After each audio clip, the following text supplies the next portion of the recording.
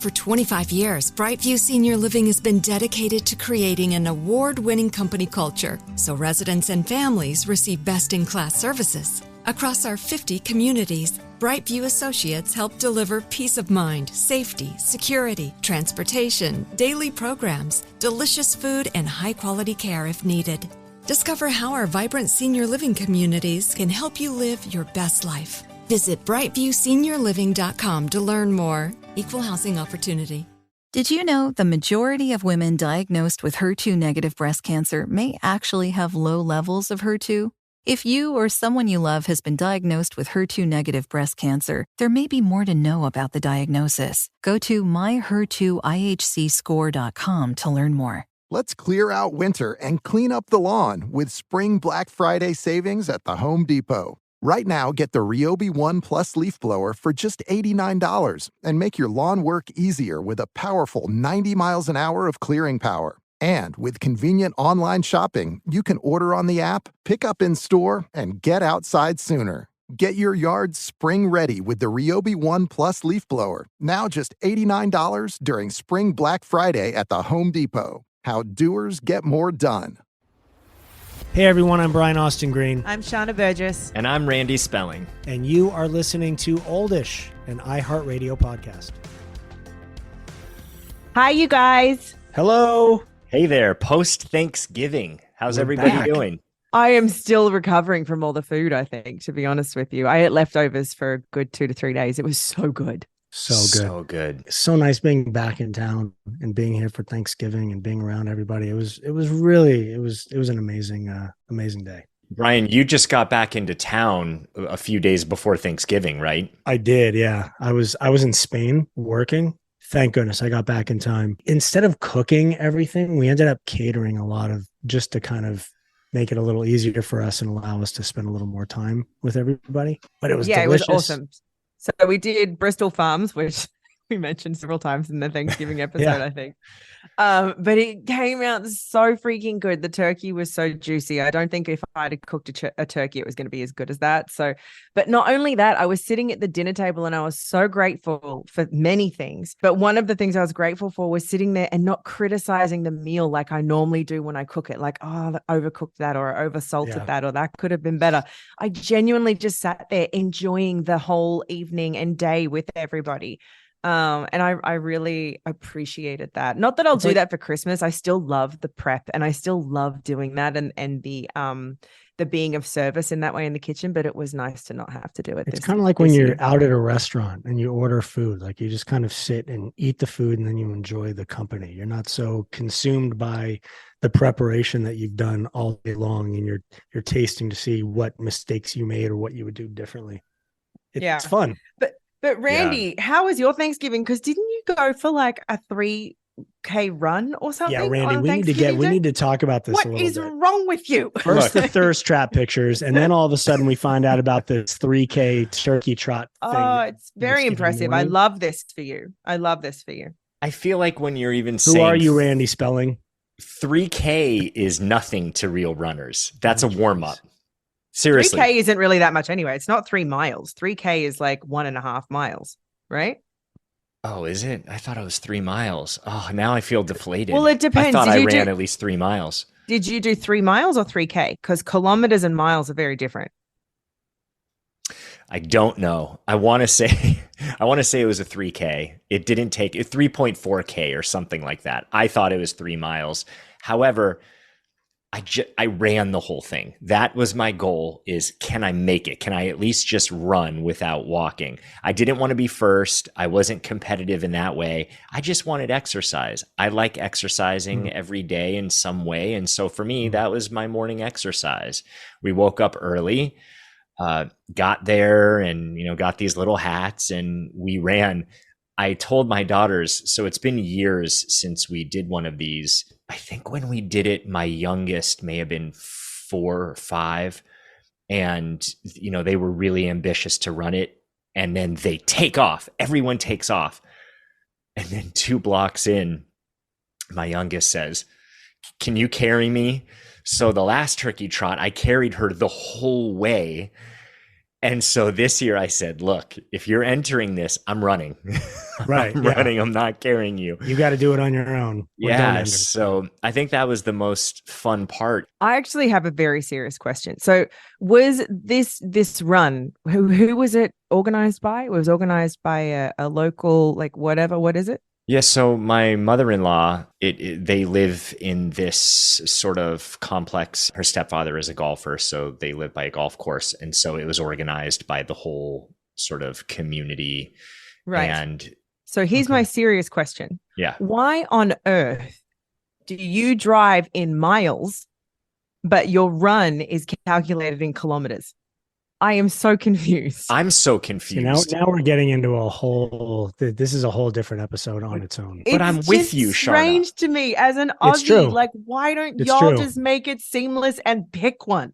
Like, I know, but even if it's the one that doesn't make sense, like whatever metric system you use. Did you see even the if episode recently of SNL that Nate Bargatze hosted? And he did a whole skit about the metric system and measurements and all of that, US compared to Europe. It was hysterical. It was amazing. Because it's true. It doesn't make any sense. No, it doesn't. I'm with you. And I would say that there are a lot of things, if we really want to lay it out, that don't really make any sense. But, hey. Okay, fair. Yes, there's a lot of things in this world that don't really make sense. We'll stop right now at the metric system for today. Oh, yeah, fine. We'll make a whole episode about it later.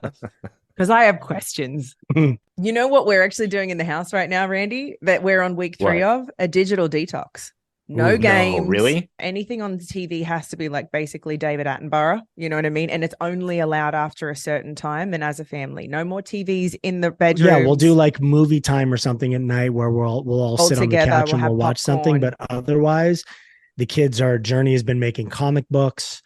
The kids are outside playing, building sports every day. That's what I was going to ask you. What have you noticed as a result of doing that? First of all, play is coming back. Creativity. Play and creativity. Yeah. But the thing that I love the most is we're conversing with them more. Like we're having more conversations with our kids about, and they're having more conversations with each other too. Yes, like it's really just the entire home. The energy is shifted because everybody is forced to lean on each other a little bit and spend a little more time with each other and listen a little better. And it's amazing the things that the kids used to do, activities and things that they've just really gotten back into and are really embracing again. To watch Journey, the youngest, go from just being so addicted to his Switch and playing games. And, I was constantly getting requests for Robux, like meltdowns if he didn't have them. You know what I mean? Yeah. Like addiction. And now that is just completely gone. It's amazing. It's unreal. It's so funny because I saw that you posted something about a giant box. And I was like, oh, this looks like my household. If a box comes in, I don't know what it is. It's the best thing in the world. It can be a home. It can be... And to see hours of play around creativity, you asked me, Randy, why do you do that? Why do you not have screens? And that's the reason, is the creativity level. You have to force yourself when bored to go and do something. So it makes you think. But we have an indoor fort kit. It's like a bunch of rods and little connectors. And they've been making these massive forts. Different forts every day. And then you put blankets over them and they'll set up tables and they have their own apartments in there. They're getting the fake money kits. They're setting up shops, like everything. Randy, they're going to start a business now. But like these are skills. You could tell they didn't know what to do with themselves for the first week, and then the creativity kicked in because it's almost like survival, right? Well, I'm not going to sit and be bored the whole time. I may as well find something to do. And now it's just so beautiful. I love it. I never want them back. I never want games back in the house. I know we're going to introduce them for like maybe 1 or 2 days a week for an hour or so. Yeah. Do you know what I mean? They can have them a little bit, but no way will it be every day, and no way will there ever be an unlimited like free reign. It's just the difference in them is an absolute godsend. I am so grateful for that between their mom's house and our house, we've all been on board and doing it. We didn't do free reign anyway. We were already in the beginning, right? But I mean, we were already still very like, you have this number of hours, but it's amazing if you give them an inch what devices take. What's amazing? How good kids can sneak it. And I don't know why my switch is downstairs. What do you mean you don't know why your switch is downstairs? Baby, like we were also talking about that, you know, when they do have devices and they don't have them at that time, they then spend that time, instead of being creative and playing, waiting and killing time, waiting for the time when they get those devices back. Right. So it becomes, it just becomes all about the devices all day long. Exactly. And it's all they talk about too. So I am incredibly grateful that Brian and I and Megan have all been on board with the same conversation of this detox and what we're doing between the two homes. Is that something that you all had to talk about to get on board? Absolutely. Yeah, we spoke about it. Yeah, we spoke about did? It together. We have our group text, right? And we chat about things with the kids on there and anything. We try and come up with a schedule that we're going to stick to between the two houses. So it's not like you get more of one, you know, more at one house than the other. So there's consistency. Yeah. It's really good. I'm really grateful for that. Want to do that? Was there something where you're like, okay, enough. I just want to try this and see how it goes. We've been talking about it a little bit, and then Megan randomly texted us about it, and we were like, what's funny is she had sent a text when literally we had been talking about it for the past few weeks. So if needing to do something. Yeah. So Sharna and I just had a feeling of like, okay, this is, you know, the universe is like trying to get us on the same page for something because it's important. So let's listen to it. Let's be proactive and try and come up with a different way of doing it. And Megan was fantastic with all that also. Yeah. She's a big supporter of no screens. Like we're all on the same page. So I'm really grateful for that they're doing so well with it. And that, you know, we're on such a good and same page with parenting these kids. Yeah, I want to come over and play. Sounds like a blast. Listen, just bring a box with you and you're good for like an hour or two. Just bring a box and some bananas because I know you want to keep yourself full, you know, while you're here. You got to have the bananas for me, you know.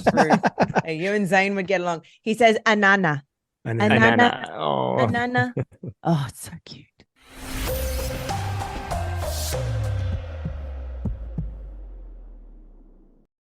Tired of spills and stains on your sofa? Wash away your worries with Anabay. Anabay, the only sofa that's machine washable inside and out, where designer quality meets budget-friendly prices. That's right, sofas from only $639. Anabay brings you a no-risk experience with pet-friendly, stain-resistant, and changeable slipcovers made with performance fabric, cloud-like comfort with high-resilience foam, and hypoallergenic featherless down that needs no fluffing. Their steel frame ensures longevity, and you can rearrange the modular pieces anytime. And here's the cherry on top, up to 60% off site-wide. It's backed by a 30-day satisfaction guarantee, so if you're not absolutely in love, send it back for a full refund. No return shipping or restocking fees. Every penny back. Join the revolution of easy, clean, stylish living with up to 60% off at anabay.com. That's ANABEI.com. Offers are subject to change and certain restrictions may apply. Car is making noises. I should probably take it in. Ooh, my phone bill is huge this month. Both girls need braces? Life is filled with unexpected costs. It's only human to want to keep things simple. Introducing the new TD Clear credit card. With no late fees, no interest, and just a simple monthly fee, it's designed to help you manage your expenses. TD Clear. To learn more about credit costs and terms, call 1-844-TD-CLEAR. TD Bank. Unexpectedly human. This April, the 2024 Black Effect Podcast Festival is heading back to Atlanta. If you missed last year, you're going to want to grab your tickets now because we have our partner Nissan breaking out all the stops to make this year even more incredible. Nissan and the Black Effect are giving back. They're helping to empower HBCU scholars with their Thrill of Possibility Summit, an action-packed weekend of community building, mentorship, and professional development dedicated to HBCU scholars pursuing professions in STEAM. But don't just take my word for it. Hear from the students themselves. That was an amazing experience. I'm getting a lot of exposure and networking opportunities, so I'm really just grateful to be here. Well, I was just honored to be there, to be honest, and I was just very inspired, and I'm just glad that they were able to make that impact and sow that seed into our lives. But wait, there's more. On top of supporting the next generation, Nissan is bringing back the Pitch Your Podcast Lounge. That's right. If you have a podcast idea, you'll have a chance to record a pitch that will be shared with the Black Effect Podcast Network team. You can count on Nissan to dial up the thrill in your adventures, no matter where life takes you.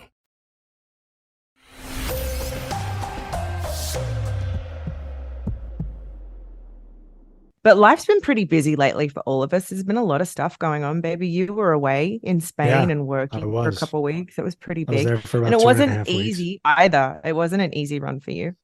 It wasn't. It was one of the things that I experienced in working is you never know on a new job how the workflow is going to be, how it's going to be with everybody, whether you're going to get along with everybody, whether everybody's going to have a similar process, or if it's going to be very different. And the process on this project was a bit more different than I'm used to. So I spent the first 2 days probably really trying to digest it and figure out how to work within the system.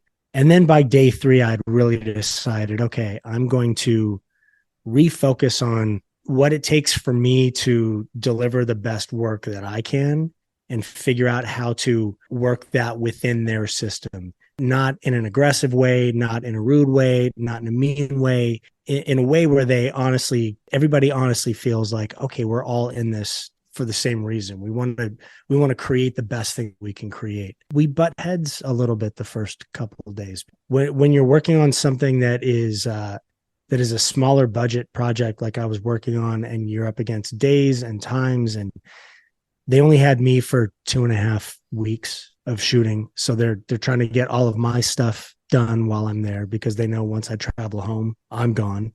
So I understand that there's some stress from their side, and they kind of get in this flow of like, we just want to get it. We want to get it. We want to get it. And I understand that. But at the same time, it's like, you have to allow me to do what it is I do as well. So we have to find a middle ground where we can accomplish that. And I feel like if you give me a little space to kind of figure out, to really get comfortable and figure out what it is I'm doing, then we get on a run and we'll get through it quicker. So it's one of those kind of go slow to then go fast situations. It's like we would sometimes take a couple hours to really rehearse on set and go through and figure out what was going on, and for them to light it and everything. But then once that was all done and we were in shooting for the day, we'd be flying through it because we knew exactly what we were going to be doing. There were no questions that were asked during the rest of the day. We were in and we were going. Everybody knew what the game plan was, what we were trying to accomplish. And so it'd be really slow in the morning, and then all of a sudden you'd get up to speed and it would just fly.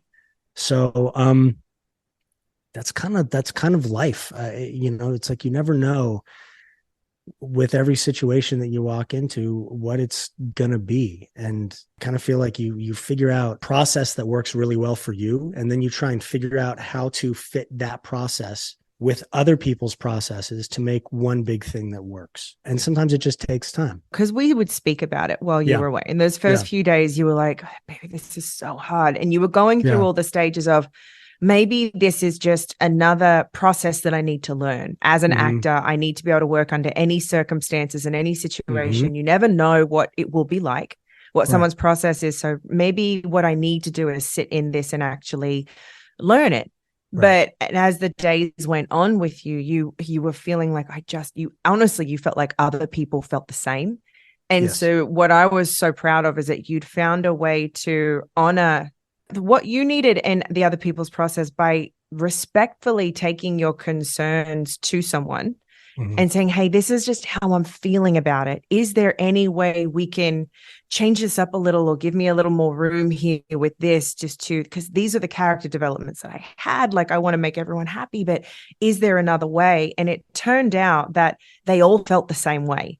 And it was pressure coming from different places to try and get things done quick. And it turned out that everyone was on the same page as Brian. Everyone felt the same way. The director felt the same way, who had a completely different process, it seemed, for the first 2 days that I was there of doing it. So then when I sat down with him and we really kind of dug into all of the work and what it is we were doing, we were very much on the same page. It was just a matter of kind of everybody getting out of their own way. I think people tend to do that sometimes, it's for him. And I could feel it the first 2 days when I was there. He was extremely, extremely nervous, really worried about getting his days completely, getting these performances that he really knew he needed to complete the film and edit the film in post the way he wanted it to be. And so to him, the quickest way of doing that is just kind of telling everybody, hey, this is when I wrote this is the way that I saw it being done, and this is the way it needs to be. And if people fill in the blanks, then that'll get us through the day the fastest, which I understand. I understand in theory. That the thing that was hard for me is in a field like I'm in, maybe like you're in, it's where we're creative and we're artists. I need to be allowed to be an artist and create art. And I need to, I'm not just somebody that can show up and sort of fill in the blanks of what somebody needs and then go home. I'm not that guy. There are a bunch of other actors that are fine with that. And those are the people that should be doing those jobs. That is not something that I do. I feel like I've worked too long and too hard to really figure out what I'm confident with. And I'm fine with people then pushing me outside of that comfort zone, but you still sort of know what your lane is, what you're really capable of doing and sort of what you've planned. And this project came about really fast. So I had done a lot of work in preparation for it. So to get out there and then not be able to do any of that work the first day and a half was really overwhelming and frustrating. And I'd get to the end of a day and I'd feel like this isn't true to the story that I created for this character. So it's hard. You need to, in that situation, I needed to vent a little bit, but at the end of the day, I didn't want those people then to go to him, or I didn't want the process to change because of a call or a conversation they had. I really wanted it to come from me, because I feel like that's a part of everybody working together and being in it together is like, okay, we should then sit together as a group and all break bread over this conversation and find a common ground with it and a respect for each other. And it worked really well. I was really, really happy. By the last day of shooting, I had a great time. The ship, as far as things I was concerned about, I really felt were righted at the end, and it was good. I was super happy to come home. I really genuinely have fun doing this with the two of you, and I missed it, and I was envious of the fact that I wasn't there. But now you do have notes, back. right? You're back. Notes. You have copious notes. I have copious notes, which I figured instead of spending an entire episode on, I'll just sort of slowly, as we're going through and as we're doing different episodes, ones that apply and work, I'll just throw them out. Throw them out. They're not even notes. They were things that I was listening to and I was like, ooh, that's really interesting. Like I would love to have them elaborate on that a little bit more. I can't wait for that. So Brian, I have a question for you. It'll come. Yeah. So you were talking about your experience on set, and I was an actor for years, so I understand. I've been on movies and independent movies where the actors in the cast, people get frustrated with how things are going. And I think whether you listeners have spent any time on set or not, you can relate to, I've seen it in terms of retreats. I've seen it in terms of various workplaces where people start to talk amongst themselves. They're unhappy with what is happening from top down. They want it to be different.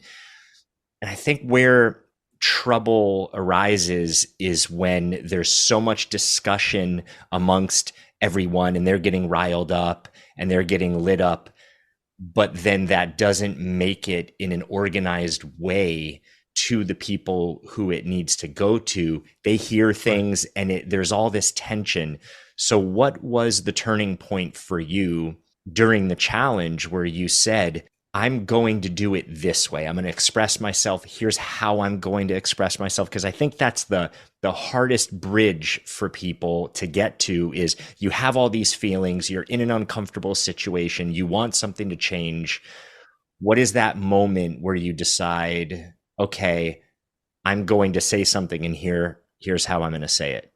So for me, just on this last project, I spent the first day, it wasn't going in a way that felt good for me by the end of it. But, you're sort of in it and you have to give something a little bit of time, I feel, to really sort of let it play out and see what, because everybody, it's a first day on set, a first day in the office, a first day anywhere is strange. It's everybody kind of getting to know each other, getting to know the pace of how they work, what it is they do, all of those things.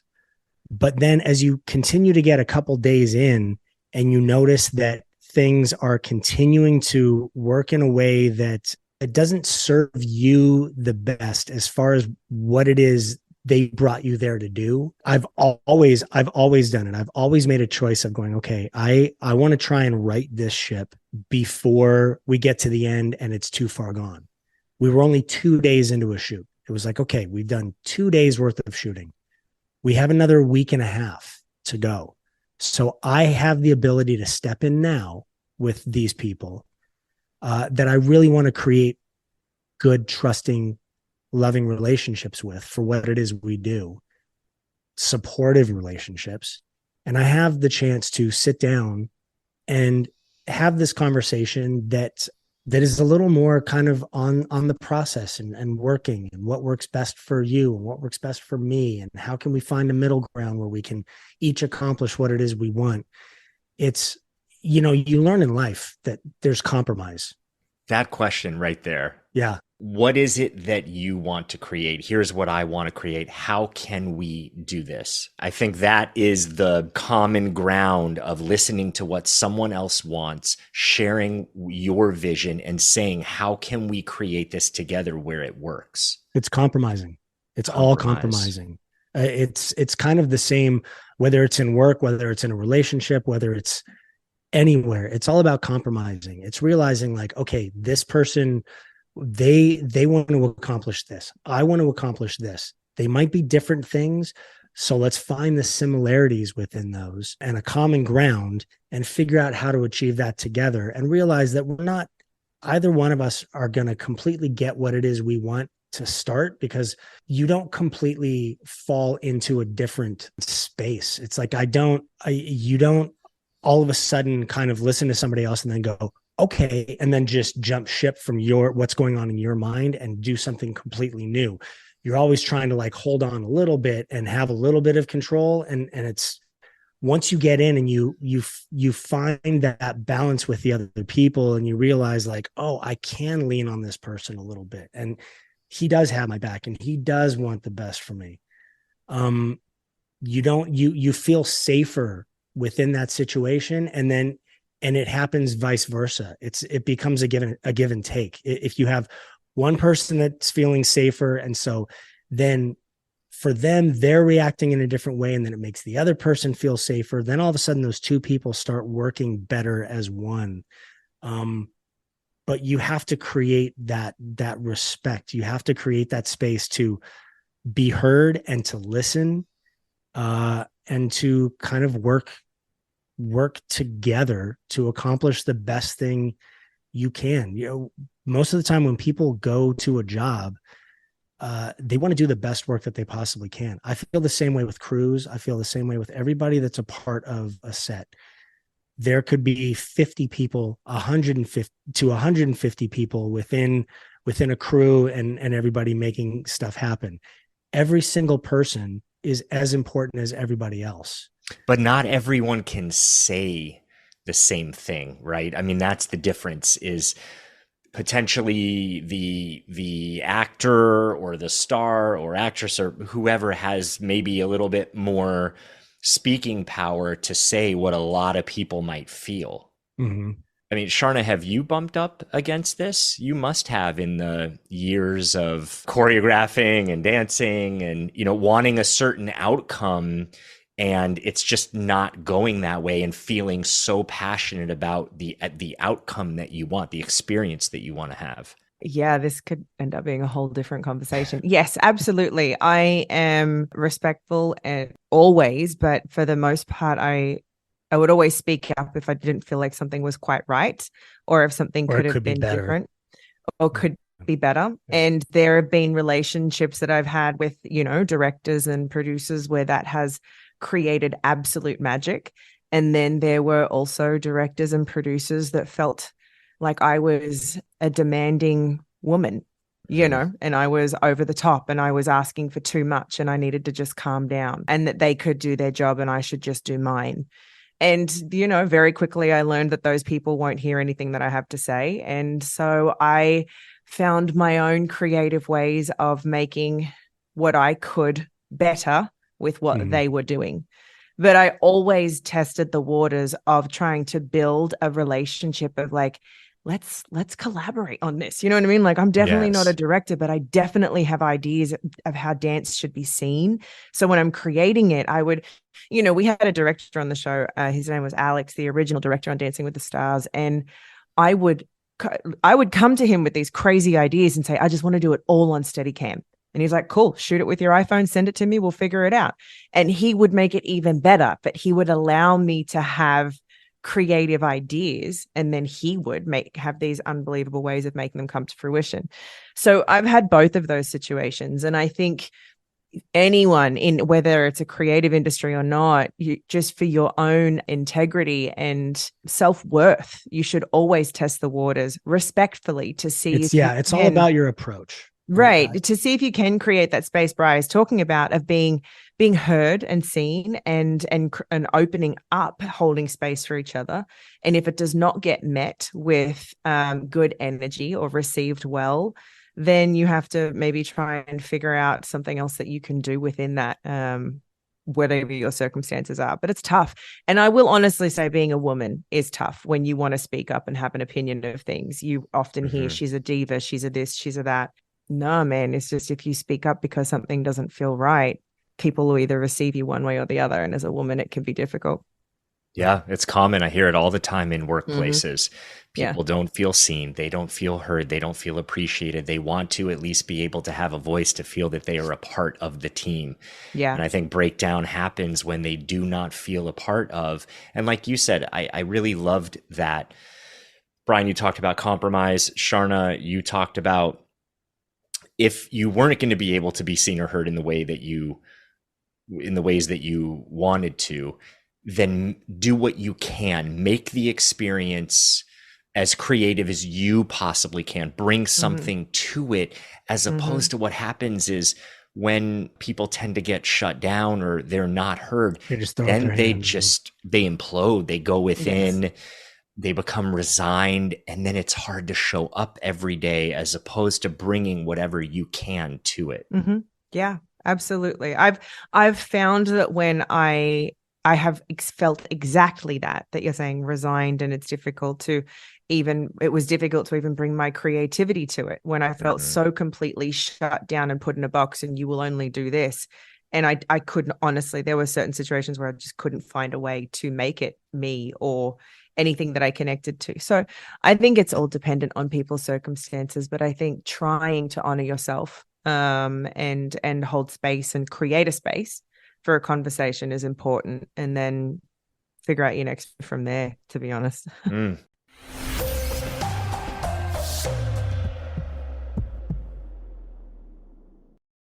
Tired of spills and stains on your sofa? Wash away your worries with Anabay. Anabay, the only sofa that's machine washable inside and out, where designer quality meets budget-friendly prices. That's right, sofas from only $639. Anabay brings you a no-risk experience with pet-friendly, stain-resistant, and changeable slipcovers made with performance fabric, cloud-like comfort with high-resilience foam, and hypoallergenic featherless down that needs no fluffing. Their steel frame ensures longevity, and you can rearrange the modular pieces anytime. And here's the cherry on top, up to 60% off site-wide. It's backed by a 30-day satisfaction guarantee, so if you're not absolutely in love, send it back for a full refund. No return shipping or restocking fees. Every penny back. Join the revolution of easy, clean, stylish living with up to 60% off at anabay.com. That's ANABEI.com. Offers are subject to change and certain restrictions may apply. Y'all want coffee? Yeah, an extra hot almond milk mocha latte chino? We got it black or with milk and sugar. Oh. If only everything was as customizable as the TD Cash credit card. It lets you choose how you earn points to help you earn more cashback rewards. It's the mocha latte chino of credit cards. Learn more at td.com/cashcard. TD Bank, unexpectedly human. Restrictions apply. See terms and conditions on tdbank.com or visit a TD Bank store for details regarding the rewards program, rates, fees, and other important information. Credit approval required. Offered by TD Bank N.A. This April, the 2024 Black Effect Podcast Festival is heading back to Atlanta. If you missed last year, you're going to want to grab your tickets now because we have our partner Nissan breaking out all the stops to make this year even more incredible. Nissan and the Black Effect are giving back. They're helping to empower HBCU scholars with their Thrill of Possibility Summit, an action-packed weekend of community building, mentorship, and professional development dedicated to HBCU scholars pursuing professions in STEAM. But don't just take my word for it. Hear from the students themselves. That was an amazing experience. I'm getting a lot of exposure and networking opportunities, so I'm really just grateful to be here. Well, I was just honored to be there, to be honest, and I was just very inspired, and I'm just glad that they were able to make that impact and sow that seed into our lives. But wait, there's more. On top of supporting the next generation, Nissan is bringing back the Pitch Your Podcast Lounge. That's right. If you have a podcast idea, you'll have a chance to record a pitch that will be shared with the Black Effect Podcast Network team. You can count on Nissan to dial up the thrill in your adventures, no matter where life takes you.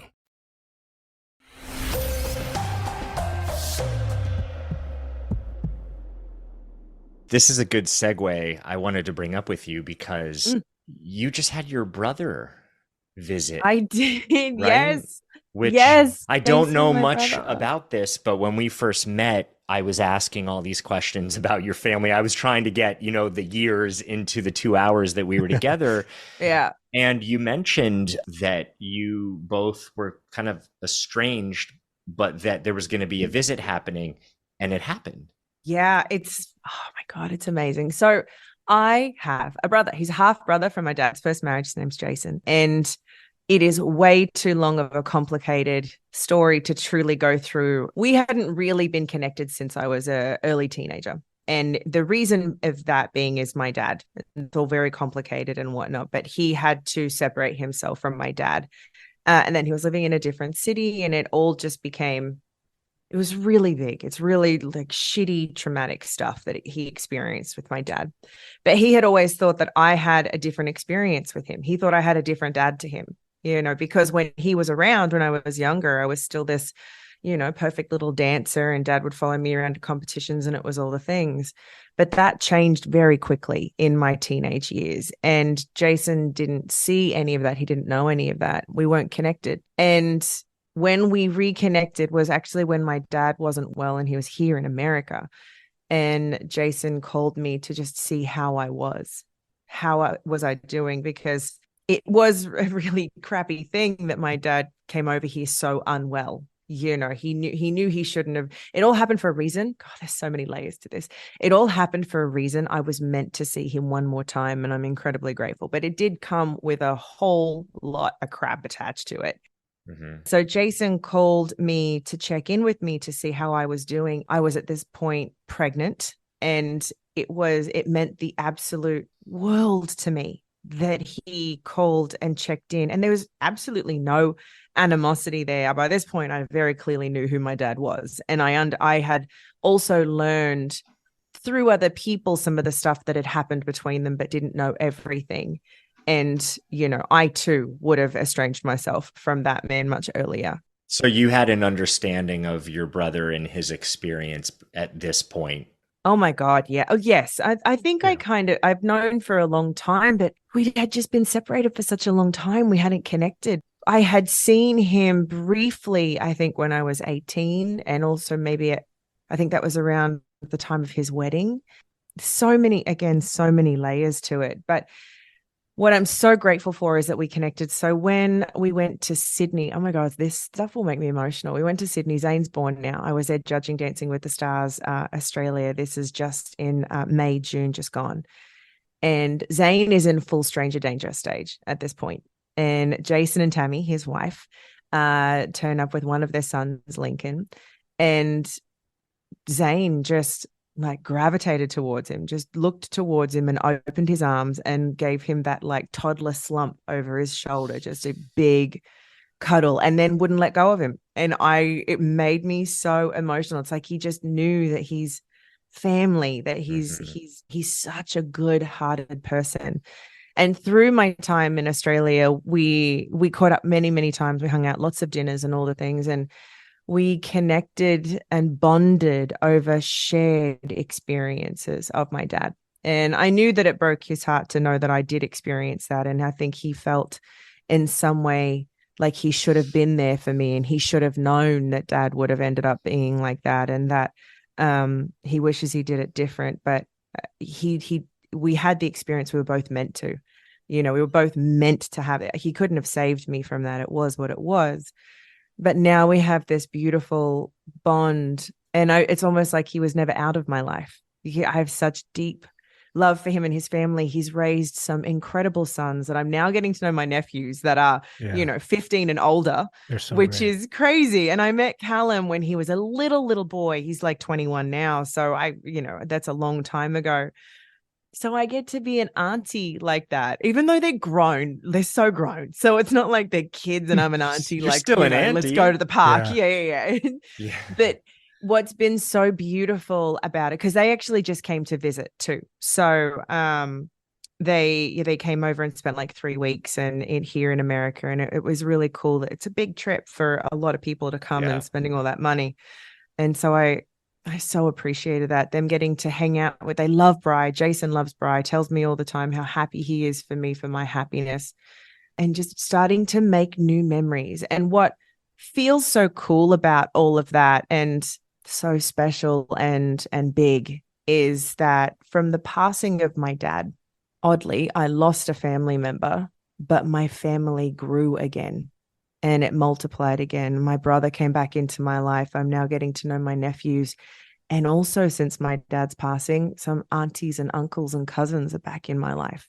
There was a lot of people that I just didn't have contact with for a very long time. And to be totally honest with you, I'm sure I could have done something about that. But because I was always listening to the rhetoric that my dad would spin, I just felt like they didn't want me either, And so I went through, part of when I went through my emotional rock bottom earlier in my 30s was when I realized how alone I truly felt, because this family that I grew up with, that all my Christmases were with, that all my birthdays and Easters and photos from childhood were with, I no longer spoke to.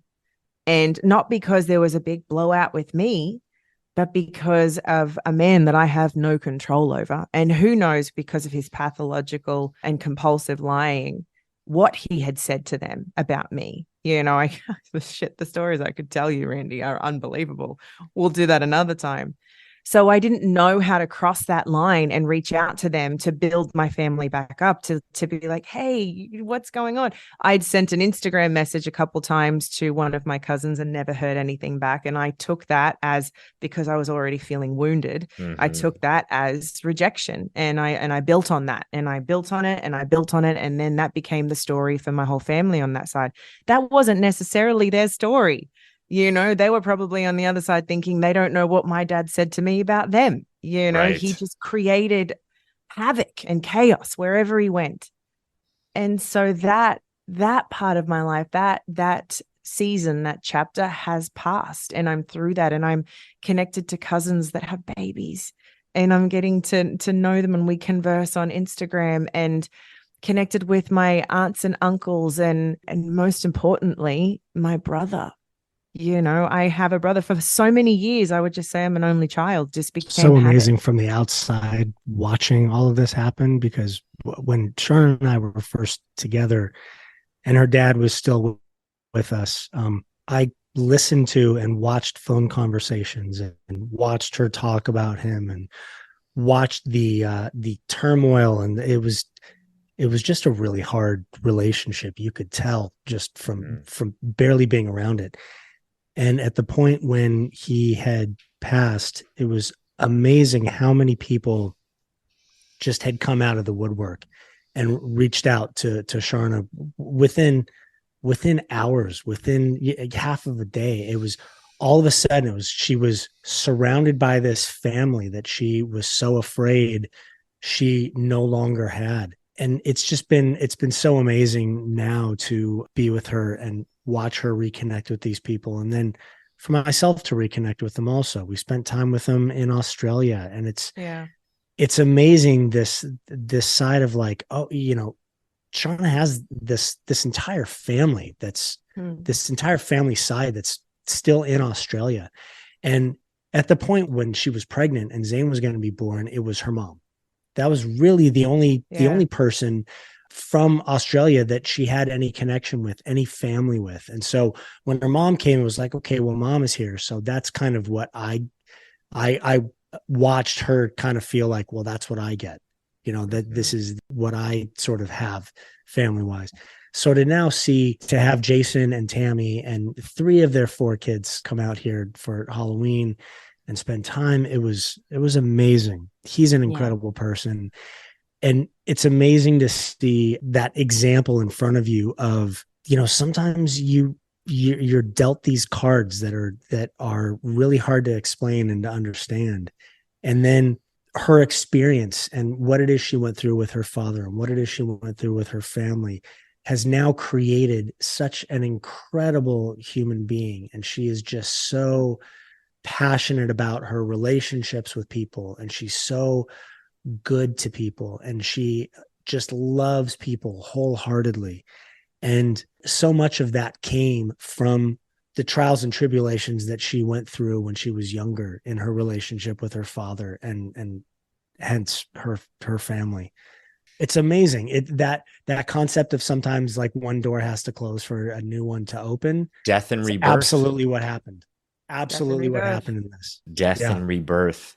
Wow, you said something there. I just couldn't help but think about other people having gone through painful, challenging, hard experiences and looking at it in the way of the experiences that you've gone through have created the person who you are today. And I think that can be skewed negative in some way. People might look at themselves and say, because of this, I am this way and that way, and I have this, and I look at life like this.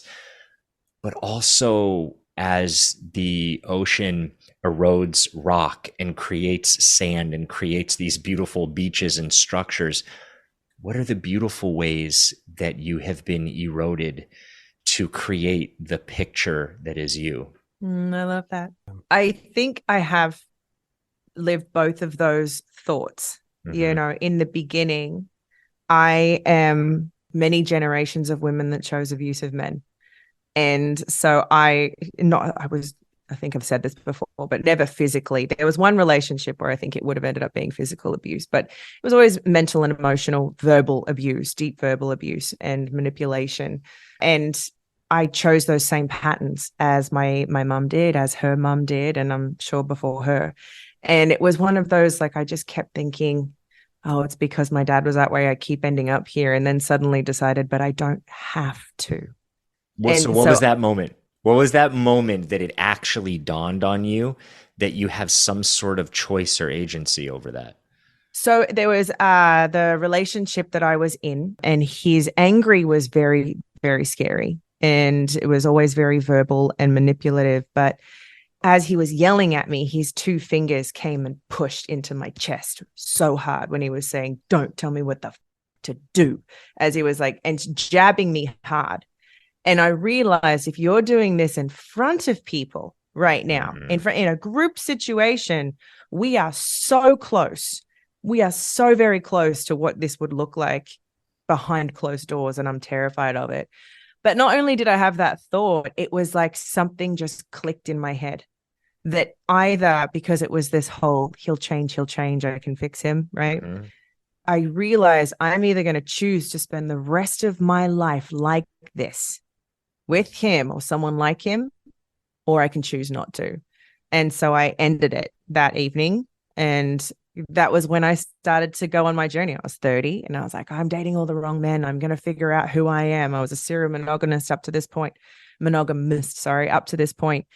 And that, thinking I wasn't going to date for 18 months turned into like almost 5 or over 5 years, I think, really. I hadn't been in anything until I'd met Brian, no actual relationship. And I didn't know that was the work I was going to do. It just sort of happened because I was open to it, because I didn't want to date the same people, because then anytime I would see something like it, I was so afraid of it. Then I went through the stages of assuming that men were like that, you know what I mean? Like seeing one little thing and projecting it onto them. There was a lot of work I had to do in understanding where things were coming from inner child work. Like we're talking therapy and deep stuff, spiritual work, finding a spiritual practice. And all of those things led to me being able to break those patterns of not choosing someone like that and to not saying, I'm like this because of. Now I am in a space where I can truly say, I am so grateful that my dad was the way that he was. Mm-hmm. I'm so grateful that because of him, that I learned these things. Because of him, I am this strong. Because of him, I am this resilient. There's also the beautiful sides. Because of him, I am a dancer. Because of him, I ended up in America and met the love of my life. There are equally beautiful things in that relationship. So then he loved me as best he could. And one of the biggest things I had to understand is he did the best with the tools that he had. You know, he had no way of growing through that. He just didn't have the tools around him, it wasn't his life path, right?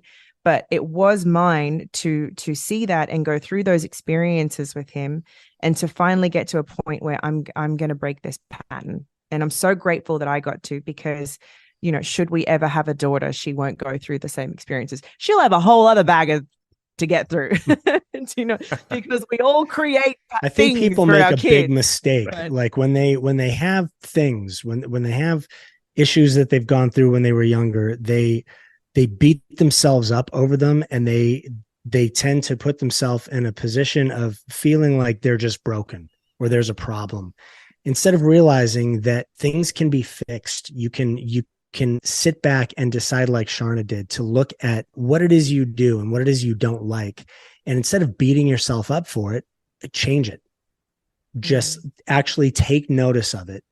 Be aware of what it is you do and decide what things you continue to want to do and what things you don't want to do anymore. A lot of people that I know have done the same thing. I did the same thing. After my marriage ended, I was really in a place of going, okay, I don't want to do things the way I've done them before. I don't like the way I feel when I think about things this way, when I look at things this way. And so I chose to go into therapy and really have somebody pick apart those things and help me understand what it was I was doing to change them. But you have to notice that you do those things. But look at the willingness. I mean, what you're saying is you already have the awareness and the wherewithal to say, I'm going to go to therapy and I'm going to ask the therapist to pick apart the things that I am doing that aren't serving me. But I was in my 40s when I did that, Randy. Like, it's not, you know. Some people are in their 50s, 60s, 70s. I think what you're saying is so important. I also want people to know there's stages of this, right? Because some people are just so wounded that they can't get past the wounding and the trauma. They can't feel past it because it's been their experience. So when someone hears just do this, or they read a self-help book and it's like forgive and accept and have gratitude, feels so like easily said, right? Yeah. It feels like such an impossible far stretch.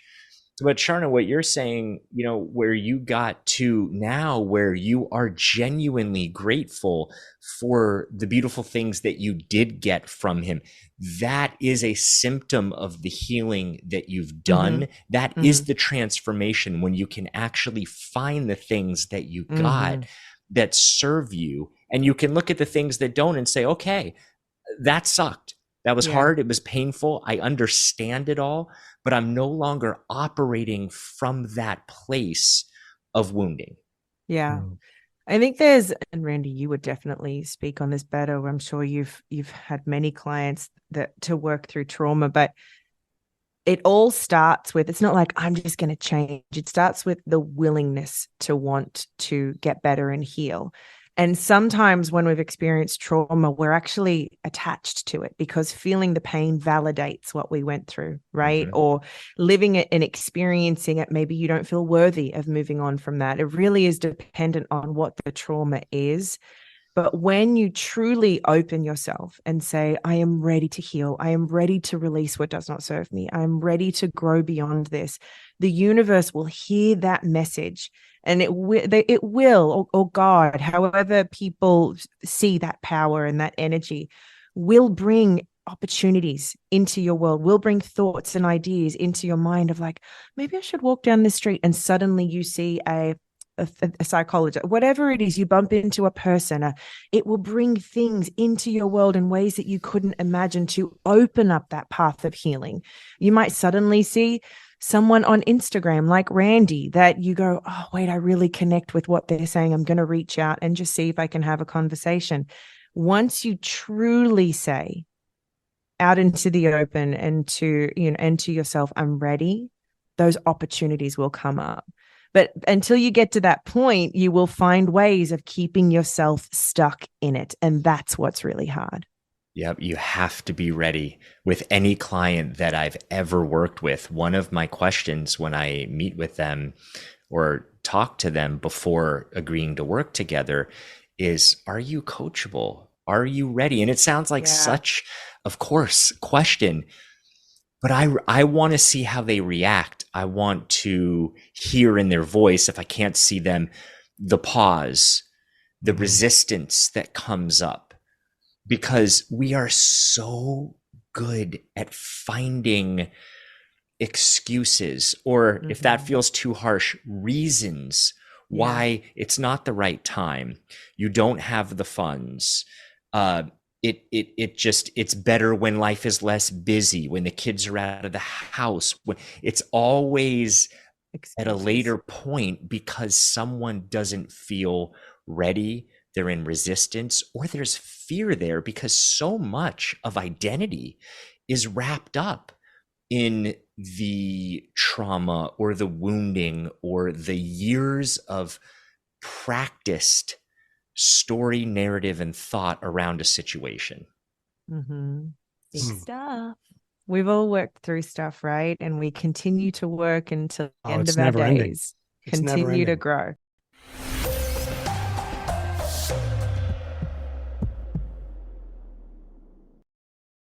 Tired of spills and stains on your sofa? Wash away your worries with Anabay. Anabay, the only sofa that's machine washable inside and out, where designer quality meets budget-friendly prices. That's right, sofas from only $639. Anabay brings you a no-risk experience with pet-friendly, stain-resistant, and changeable slipcovers made with performance fabric, cloud-like comfort with high-resilience foam, and hypoallergenic featherless down that needs no fluffing. Their steel frame ensures longevity, and you can rearrange the modular pieces anytime. And here's the cherry on top, up to 60% off site-wide. It's backed by a 30-day satisfaction guarantee, so if you're not absolutely in love, send it back for a full refund. No return shipping or restocking fees. Every penny back. Join the revolution of easy, clean, stylish living with up to 60% off at anabay.com. That's ANABEI.com. Offers are subject to change and certain restrictions may apply. Y'all want coffee? Yeah, an extra hot almond milk mocha latte chino.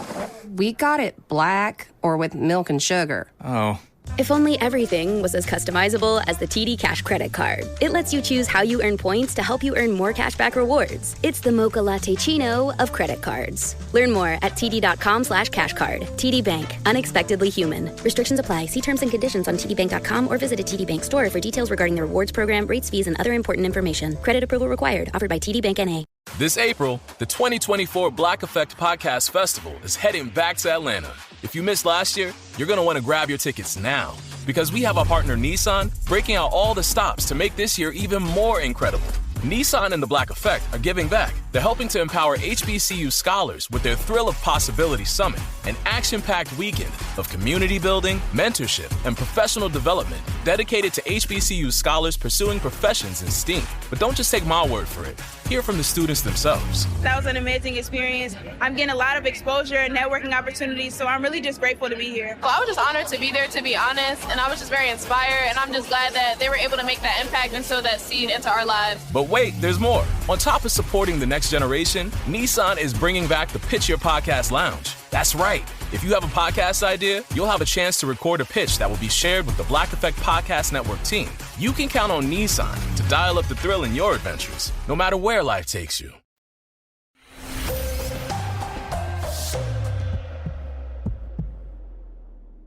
Randy, what's something that you've recently worked through? That's enough of my stuff. Okay. Moving on.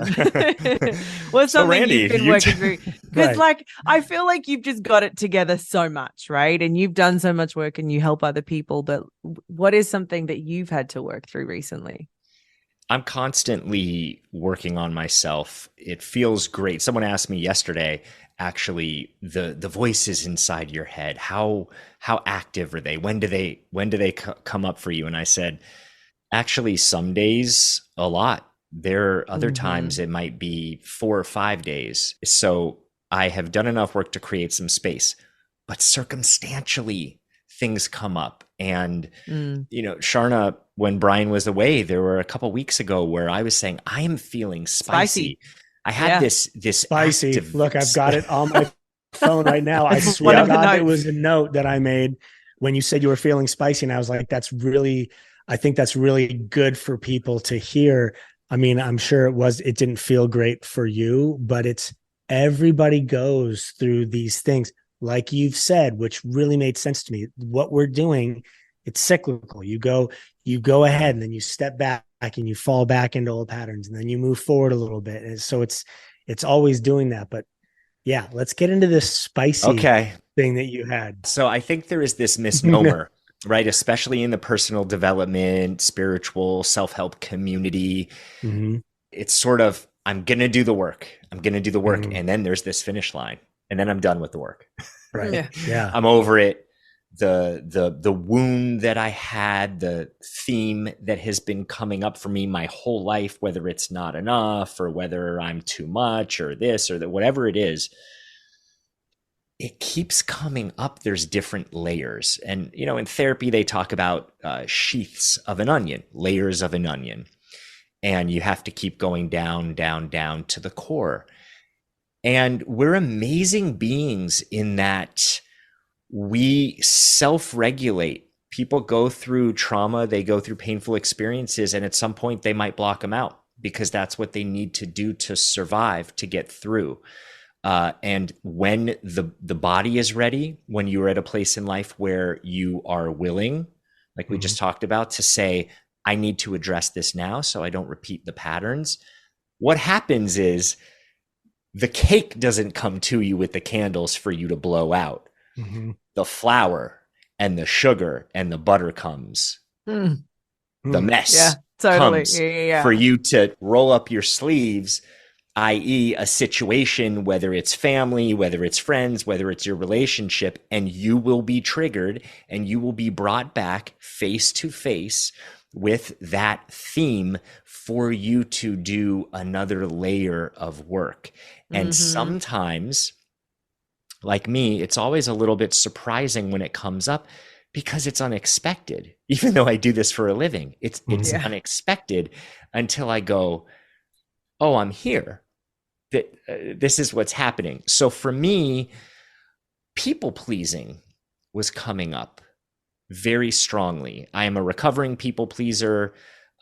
My role, I want to say, whether it was in my family, a lot of times in relationships, was always just keeping the peace.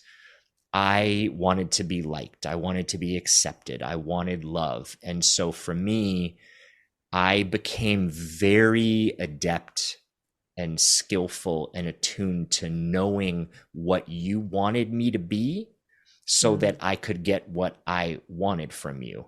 Now, some might say that's manipulation, but it's more of there was something that I needed. I needed to be accepted. I needed to feel safe. I needed love. So if I wasn't getting that or feeling that, what do you want me to be? Let me be chameleonic and become that so that I can get what I need from you. Well, this doesn't work out well in life because then I don't end up getting my needs met. I end up changing color for what this person wants, for what this person wants, and then it creates a pickle. And a lot of times I have felt that I was in the middle. And if you've ever felt that way, it is such a hard feeling. I mean, I'm empathic. I feel other people's feelings very deeply, very strongly. So I will start playing it out. Well, if I do this, it's going to hurt you in this way, and you're going to take it like this. But if I do this, then I'm letting someone else down, and it starts to tear you apart. Mm-hmm. And so this was coming up for me really strongly until this time was different. There was something about this time when it happened where I hit some sort of button and I just said, no more. I see this pattern. I see you very clearly. And I saw an old part of myself. I saw a child self, and I had compassion for him. I said, I love you. I'm here with you every step of the way, but you don't have to do this anymore. You can join my team and come with me and walk with me hand in hand. And I said, no, I'm not going to play this game anymore. And maybe for the people around me, this wasn't so nice, but for a couple week period, I was just coming out of that left and right, recognizing, nope, I'm not just going to be the nice guy here, or I'm not just going to go along if there's something that I'm not speaking my truth on. Now is the time moving forward. I am going to speak my truth. I am going to say what I need to say, of course, with tact and whatnot, but I'm not going to people please anymore. I love that, Randy. I relate to that deeply. People pleasing, I think a lot of people are going to relate to you on that, actually. People pleasing is such a common trait in a lot of us. That was a big one for me. People pleasing was a huge part of my life. I mean, that's from one of the things instilled in me from my parents was making sure that people around you liked you and you were nice to everyone and you were agreeable with everyone. And in theory, it's a great thing to instill in someone. But then you realize, well, okay, at what cost? And you start realizing when you are that person that the cost is you're giving away all of the things that really mean something to you to make sure that everybody else feels good. Mm-hmm. And you end up feeling so empty at the end of it. You kind of get to the end of the day and you're angry about it. You're frustrated about it. It would make me really angry and regret that I had agreed to help somebody. But at the end of the day, it was like, I wanted somebody to reach out and help me the same way. And you get in this place where it's like, you want everyone to think like you. It's like, well, I do all of this. Why doesn't everybody else do all of this? Right. Because that's not, because what you're doing is not healthy. It's not, there's a much healthier way of doing it. You have to find a balance between helping people and being kind to people and being there for people and then asking for things at the same time. And I was terrible at doing that. I never wanted to ask anyone for anything. I never wanted to feel like I was, or have anyone feel like I was putting them out in any Be a burden. Oh, yeah. Put them out. Yep. I was the worst that way. I mean, and it just came down to stupid things like, oh, let me take one of those bags. No, I got them both. It's like, why? My finger's about to fall off. It's turning purple, but I got it. Right. But I got it. My hip has been out of joint for like 3 months, but I got this. Don't worry. I'm fine. And I'll help you carry all of your stuff. That's so you, baby. I love you. It's still you a lot of the time. I'll have all the groceries in the boot of the car, the trunk of the car. The boot. Everyone knows what I'm saying. The boot. He's like, baby, I got it. And he'll have, like 100 bags hanging off of his arms and I've got nothing. My phone in my hand. He's like, it's fine, baby. I got it. He's always like that. The other night we got home, Zane was asleep in the car. He's like, baby, he did the most to the point where I didn't fully understand what he was doing, but it made sense. But it's just, this is the way his brain thinks. Zane was asleep in the car. It was late. We were getting him in. He's like, baby, I'll drive in. I'll just keep the car running. I'll go in. I'll make a bottle. You stay with him in the car and then I'll bring it out to you. And I was like, oh, okay.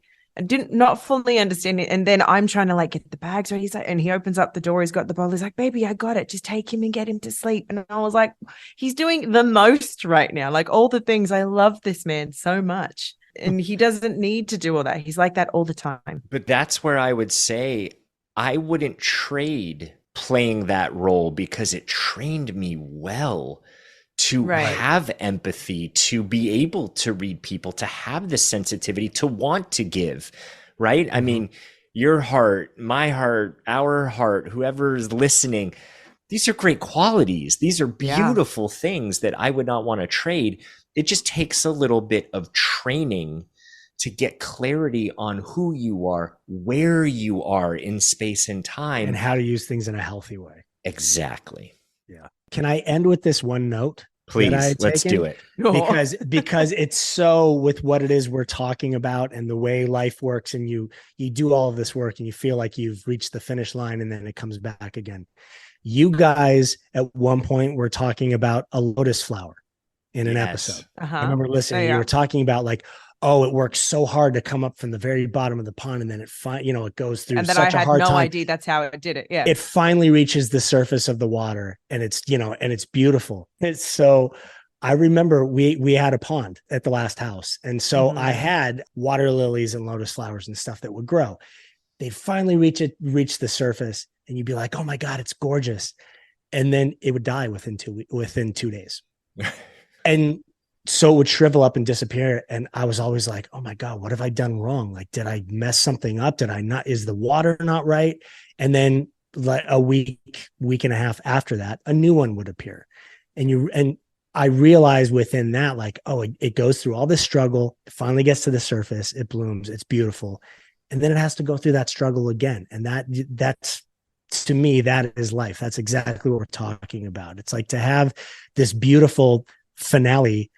You go through these hard times to get there, and it's a cyclical thing, and it's okay that it doesn't just get to a finish line and end there and things are done, because that would bore the crap out of all of us. Part of me really wants to just get to be the lotus flower though, baby. When do I get to just be a lotus flower?